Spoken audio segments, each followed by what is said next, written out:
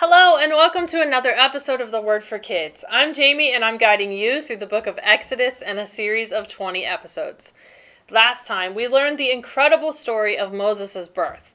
He was put in a basket in the river by his mother to try to save his life from the Pharaoh, who had ordered all Israelite baby boys be killed. Moses was found by the Pharaoh's daughter, the princess, who decided to raise him as her own. But for the first few years of his life, she paid a Hebrew or Israelite woman to nurse him for her. And, thanks to Moses' big sister, that woman was his own mother. When Moses was grown, he saw the terrible way his Israelite people were being treated, and he grew angry. When he saw an Egyptian beating an Israelite, he killed the Egyptian and buried him in sand when he thought no one was looking. But later he was found out. The Pharaoh tried to kill him, so he ran away. He ended up in Midian, where he saved some women from some shepherds, and in return the girl's father gave one of them to him in marriage. Her name was Zipporah, and together Moses and Zipporah had a child they named Gershom. And that's where we left off last time. Are you ready for today's adventure? Let's go!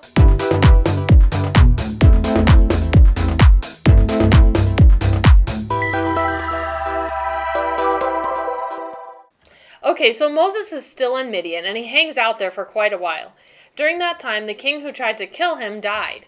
Meanwhile, the Israelites, who were still slaves, moaned and cried out, and their cry for help went up to God. God heard their groaning and remembered his covenant or promise to Abraham, Isaac, and Jacob. In Genesis, we learned that God had promised Abraham many descendants and a certain piece of land for them to live on. While the Israelites were certainly multiplying, so Abraham did have many descendants, at this time they were enslaved in Egypt and had not yet received their promised land. Meanwhile in Midian, Moses was tending the flock of his father-in-law Jethro, who was the priest of Midian. While taking care of the sheep, he led them to the far side of the wilderness, where he came to Horeb, which was the mountain of God. There the angel of the Lord appeared to him in flames of fire from a burning bush. He saw that the bush was on fire but not burning up, so he thought to himself, I will go over there and see this strange sight, why the bush is not burning up. When the Lord saw that Moses had gone over to look, God called to him from within the bush, Moses, Moses! And Moses said, Here I am. Do not come any closer, God said. Take off your sandals, for the place where you are standing is holy ground. Then he said, I am the God of your father, the God of Abraham, the God of Isaac, and the God of Jacob. At this, Moses hid his face because he was afraid to look at God. Can you imagine being in Moses' place? The voice of God is speaking to you from within a fiery bush? I can't even begin to think of what must have been going through Moses' head at that time. The Lord went on to say, I have indeed seen the misery of my people in Egypt.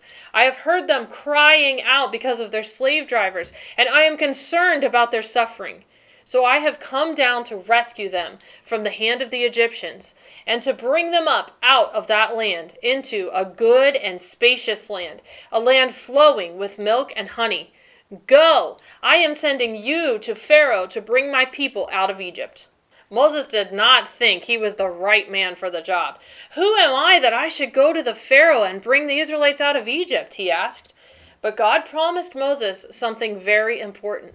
He said, I will be with you. This is so special because it's true for us today. God didn't tell Moses that his mission would be easy.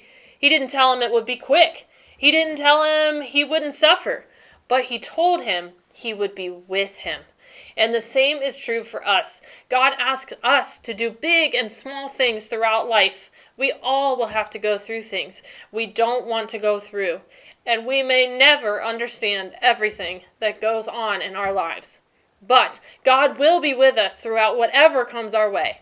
So, back to the story. God told Moses, I will be with you, and this will be the sign to you that it is I who have sent you. When you have brought the people out of Egypt, you will worship God on this mountain. Moses asked God who he should say has sent him, and God replied, I am who I am. That is what you should say to the Israelites. I am has sent me. He also went on to say, the Lord, the God of your fathers, has sent me to you. So the Lord told Moses to assemble the elders and tell them God had appeared to them. Then Moses and the elders were to go to the king of Egypt and say to him, "The Lord, the God of the Hebrews, has met with us. Let us take a 3-day journey into the wilderness to offer sacrifices to the Lord our God."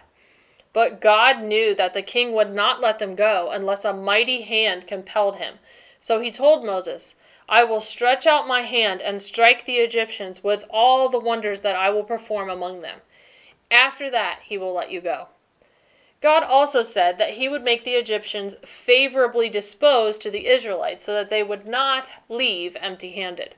That just means that when the people of Egypt saw the power of God, they would give the Israelites what they needed when they left. If Israelite women asked their Egyptian neighbors for silver, gold, and clothing for their children, it would be given to them. And that's where our story ends for today. If you think a voice speaking from within a bush that's on fire is weird, hold on to your seats because let me tell you, things are about to get really weird. Just wait until you see how God demonstrates his power to the king of Egypt. For now, it's time for the word of the day.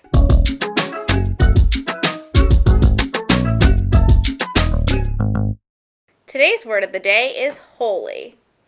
Holy is to be perfect, pure, or special. Holy.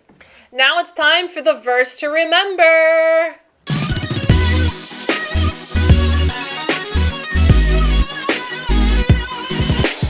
This week's verse is Exodus 3:14.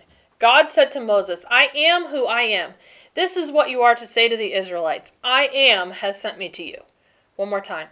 God said to Moses, "I am who I am. This is what you are to say to the Israelites. I am has sent me to you."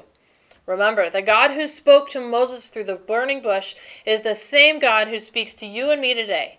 Maybe not through fire, but through the Bible and through prayer. God still speaks today. That's all the time we have for this episode. I can't wait to see you again soon for another episode of The Word for Kids.